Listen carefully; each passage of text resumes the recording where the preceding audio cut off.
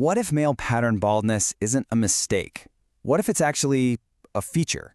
Today, we're going to dive into a really fascinating and pretty out there theory from author HIROYUKI Yamauchi that completely turns our understanding of hair loss on its head.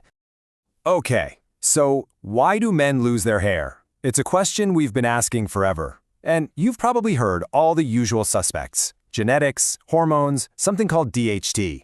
But what if that's not the whole story? What if there's another way to look at this? What if it isn't a biological bug, but an evolutionary feature? So the author's journey into this whole idea starts somewhere really personal and honestly pretty unexpected. It has nothing to do with hormones or any of that. Nope. It's all about a hidden sensitivity that, well, we might all share. This whole thing kicks off with the author's own experience. You see, he has ASD, and he points out a common trait: a hypersensitivity to touch, especially on the head. And that led him to a really interesting idea.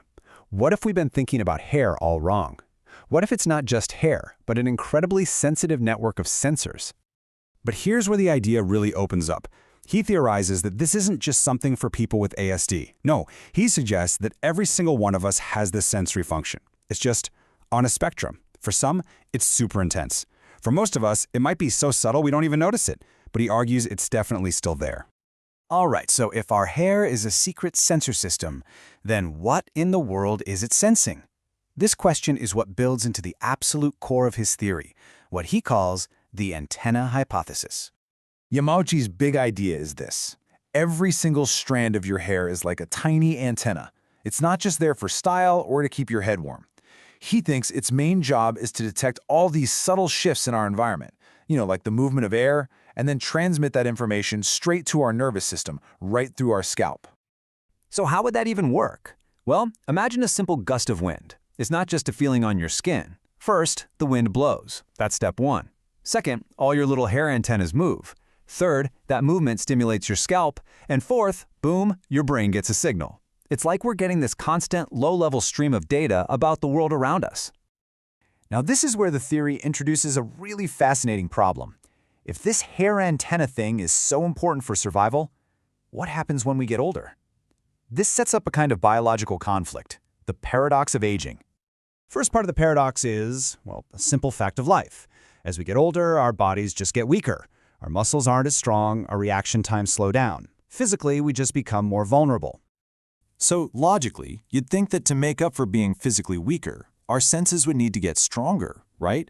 We need to be way more aware of our surroundings just to stay safe. Our internal alarm system would have to be cranked up to 11. And here's the catch. Here's the paradox. Just imagine that super sensitive hair antenna system on an older, physically weaker body. What do you think happens when that constant stream of data turns into a roaring fire hose of sensory input? Well, the author puts it pretty bluntly, and it's kind of funny. You'd basically become a wreck. That constant stimulation would lead to this crippling anxiety. He says you'd become a useless, jumpy guy, always looking around, always anxious. You wouldn't be a wise elder, you'd just be a nervous mess. So how does the body solve this huge problem of sensory overload in old age? According to this theory, evolution designed a brilliantly elegant solution, a built-in off switch. And this, right here, is the heart of the entire theory.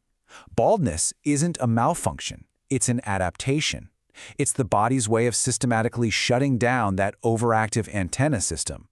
By shedding the hair, the body just removes the source of all that sensory overload, which allows for a calmer, less anxious way of being as we get older. So how does this wonderfully imaginative idea fit in with everything we already know? Let's, put it all into context. On one hand, you have the established scientific view. We all know this: testosterone, DHT, genetics, and the author totally acknowledges this is almost certainly the correct biological mechanism. But on the other hand, you have his view that baldness is an evolutionary adaptation to shed an overactive sensor and just achieve calm. And it's really important to be clear about this.